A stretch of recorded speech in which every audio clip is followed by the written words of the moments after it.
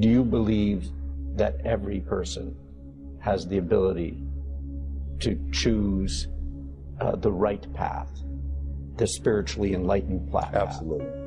Absolutely. It's not easy. It can be tremendously difficult.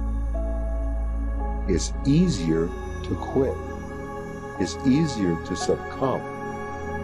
It's easier to give in. But to go forward, that's tremendously difficult. You have to be bold to do that, to say, no, this is not where I'm going to be. Think about it in your own life. Haven't you had some area of your life where you raised your standard and your life has never been the same? Maybe at one time in your life you smoked cigarettes, or you did something and you did it for years and you kept trying to change it, and kept telling yourself I should. And then one day something happened. Something just clicked you over. Something took you over that kind of tipping point. And inside yourself you said, no more. And it was a very, very different experience, wasn't it? Something inside you shifted. Most people avoid the struggle. Most people go through life avoiding pain. And when you go through life like that, something in you dies. Something in you that you never activate is lying dormant in there, that you never get a chance to call on because you have not challenged yourself. Somebody said, the land of familiarity belongs to the dead. We're going to play to win now. We're not playing to play. We're not playing to see how we do. We're not playing for fun. Once you start getting some winning, you start changing. You must have faith. You've got to believe in yourself. You talk different. You walk different. All of a sudden, this isn't the same damn human being. You've got to believe in your abilities. You've got to believe in your service, your company, your ideas, unquestionably. You've got to have faith, and that faith gives you patience. You can change you. You'd be surprised what a little winning would do. You'd be surprised how good you'd be if you just decide to win. At the end of those kind of days, when you feel good about yourself, self-confidence starts to rise. You know that if you can have this kind of a good day, you can have another one the next day, and those days become the weeks become the months, and the month becomes a powerful year. Self-confidence comes from the lack of neglect. If you will not neglect to do small, daily discipline, that's where self-confidence comes from.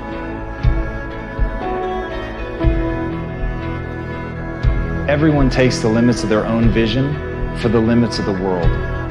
Arthur Schopenhauer. There is all around you right now the reflections of your world belief. They're so ever present that you don't even see them. All the assumptions that you've made about the world, the things that are possible, what you're capable of, who you are, the very definition of what it means to be alive, all of it is completely invisible.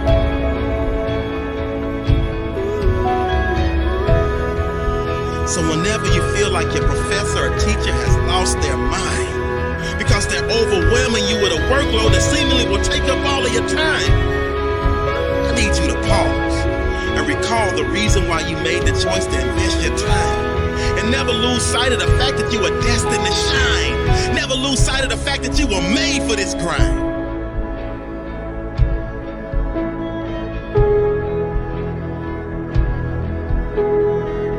You have to see past limitations and see only potential. You can't be looking at what the chances are that you're going to get through something. You have to know in your heart of hearts, somehow, some way, you have prepared yourself well enough. You will get through this moment. You will find something on the other side. And so accept the responsibility. See yourself as primarily responsible for your outcomes and your experiences.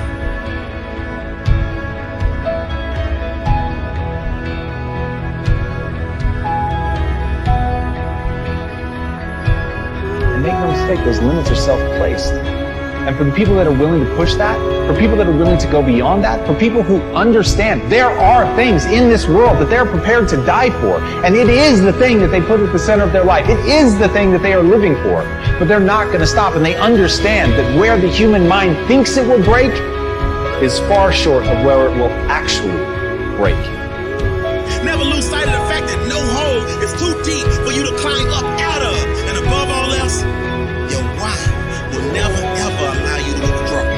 And as long as you've done the work, as long as you've understood that every moment leading up to this has been about practice, it's been about putting in the work, it's been about having the discipline to do the things that other people are not willing to do. So when the game time comes, you're ready. So let me tell you something. Everybody has a dream, but there is a behavior that must follow your belief system. Remember this, behavior follows belief.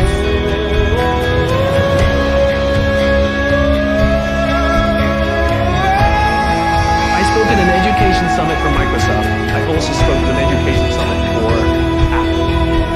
At the education summit for Microsoft, I would say that 70% of the executives spent about 70% of their presentations talking about how to beat Apple. At the Apple Education Summit, 100% of the executives spent 100% of their presentations talking about how to help teachers teach and how to help students learn. One is playing this way, and one is playing that way. One is playing finite, and the other one is playing infinite. Guess which one gets frustrated. So at the end of my talk at Microsoft, they gave me a gift. They gave me the new Zune when it was a thing.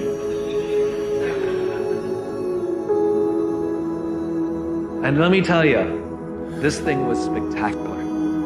It was the most elegant piece of technology I'd ever used. The user interface was incredible. The design was spectacular. I absolutely loved it. It was easy to use, and it was bright and gorgeous and fantastic. It didn't work on iTunes, which is a different problem, so I couldn't use it, but it was amazing. And elegant. My God, it was elegant. So I'm sitting in the back of a taxi with a very senior Apple executive, sort of employee number 12 kind of guy. And, you know, I like to stir pots. So I turned to him, I said, you know, Microsoft gave me their new Zune.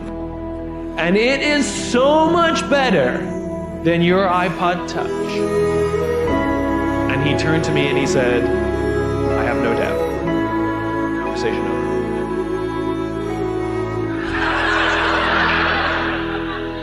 Because the infinite player understands sometimes you're ahead and sometimes you're behind. Sometimes your product is better and sometimes it's worse.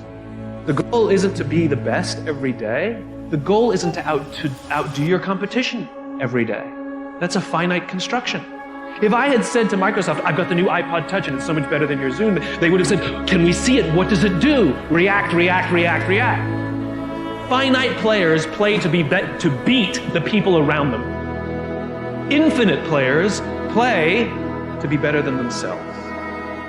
To wake up every single day and say, how can we make our company a better version of itself today than it was yesterday?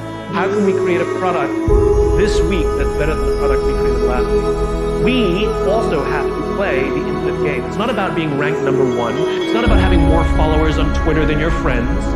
It's not about outdoing anyone. It's about how to outdo yourself. It's not about selling more books or getting more TED views than somebody else. It's about how to make sure that the work that you're producing is better than the work you produced before. You are your competition. And that is what ensures you stay in the game the longest. And that is what ensures you find joy. Because the joy comes not from comparison, but from advancement.